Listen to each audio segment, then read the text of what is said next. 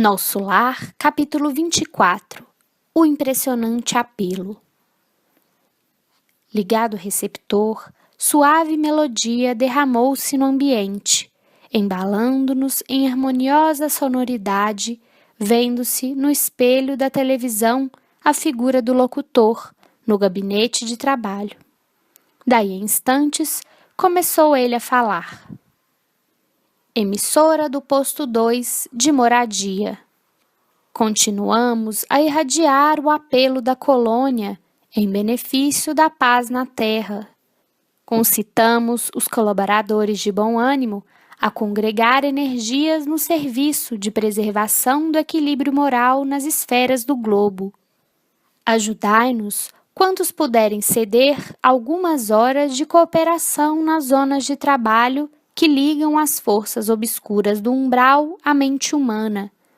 Negras falanges da ignorância, depois de espalharem os fachos incendiários da guerra na Ásia, cercam as nações europeias, impulsionando-as a novos crimes.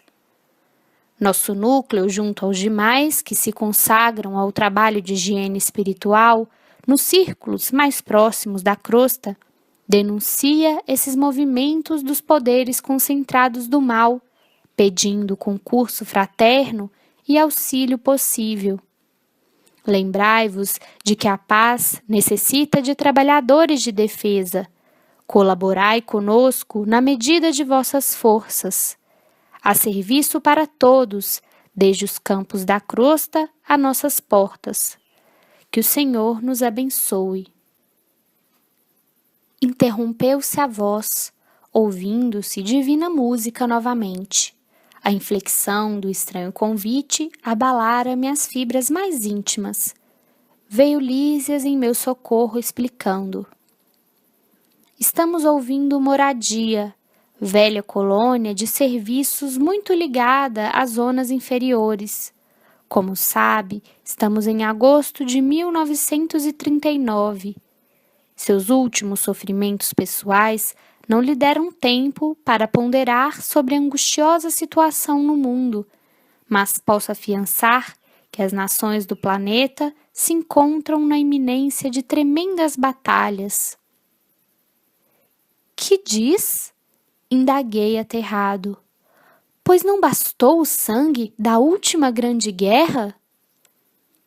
Lísia sorriu, fixando em mim os olhos brilhantes e profundos, como a lastimar em silêncio a gravidade da hora humana.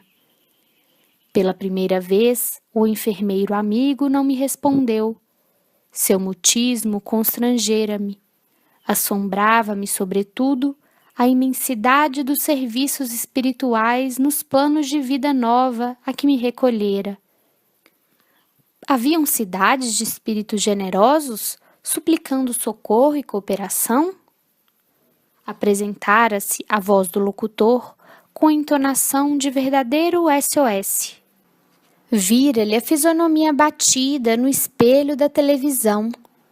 Demonstrava ansiedade profunda nos olhos inquietos. E a linguagem? Ouvira-lhe nitidamente o idioma português, claro e correto. Julgava que todas as colônias espirituais se intercomunicassem pelas vibrações do pensamento. Havia ainda ali tão grande dificuldade no capítulo do intercâmbio?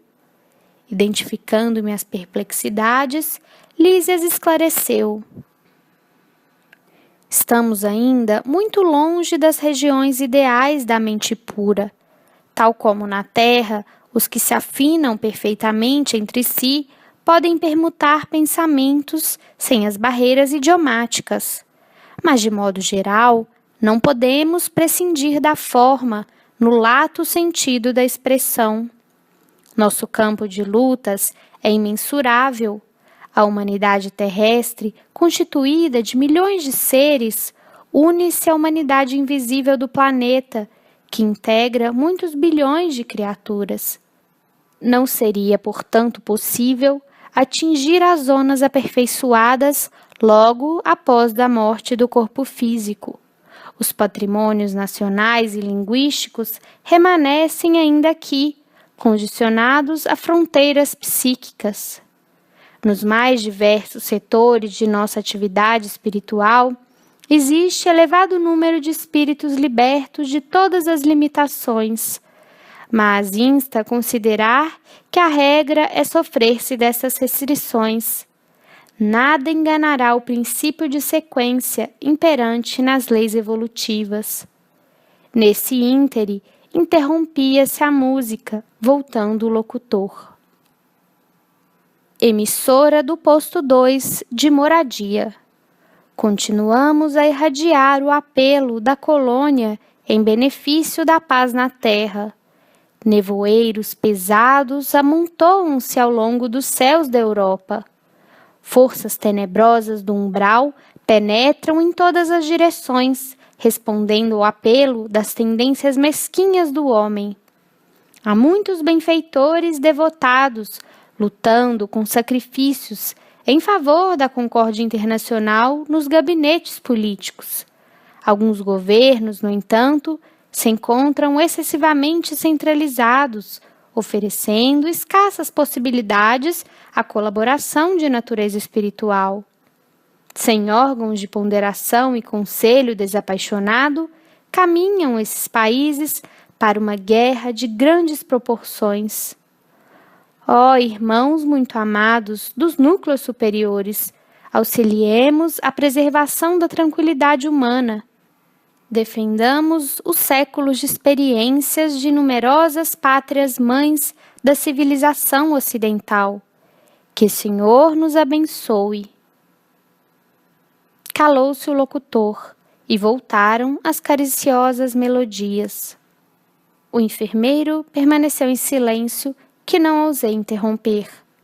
Após 5 minutos de harmonia repousante, a mesma voz se fez novamente ouvir. Emissora do posto 2 de Moradia. Continuamos a irradiar o apelo da colônia em benefício da paz na terra. Companheiros e irmãos, invoquemos o amparo das poderosas fraternidades da luz que presidem aos destinos da América. Cooperai conosco na salvação de milenários patrimônios da evolução terrestre. Marchemos em socorro das coletividades indefesas. Amparemos os corações maternais sufocados de angústia. Nossas energias estão empenhadas em vigoroso duelo com as legiões da ignorância. Quando estiver ao vosso alcance, vinde em nosso auxílio. Somos a parte invisível da humanidade terrestre, e muitos de nós volveremos aos fluidos carnais para resgatar prístinos erros. A humanidade encarnada é igualmente nossa família. Unamo-nos numa só vibração. Contra o assédio das trevas, acendamos a luz. Contra a guerra do mal, movimentemos a resistência do bem. Rios de sangue e lágrimas ameaçam os campos das comunidades europeias. Proclamemos a necessidade do trabalho construtivo. Dilatemos nossa fé. Que o Senhor nos abençoe.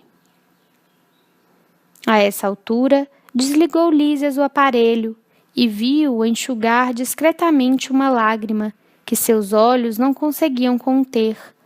Num gesto expressivo, falou comovido. Grandes abnegados os irmãos de Moradia. Tudo inútil, porém, acentuou triste, depois de ligeira pausa. A humanidade terrestre pagará em dias próximos terríveis tributos de sofrimento. Não há, todavia, recurso para conjurar a tremenda catástrofe? Perguntei sensibilizado. Infelizmente, acrescentou Lísias em tom grave e doloroso, a situação geral é muito crítica. Para atender às solicitações de moradia e de outros núcleos que funcionam nas vizinhanças do umbral, reunimos aqui numerosas assembleias, mas o Ministério da União Divina esclareceu que a humanidade carnal, como personalidade coletiva, está nas condições do homem insaciável que devorou o excesso de substâncias no banquete comum. A crise orgânica é inevitável. Nutriram-se várias nações de orgulho criminoso, vaidade e egoísmo feroz. Experimentam agora a necessidade de expelir os venenos letais. Demonstrando, entretanto, o propósito de não prosseguir no amarguroso assunto, Lísias convidou-me a recolher. Clique no card para ir para o próximo capítulo.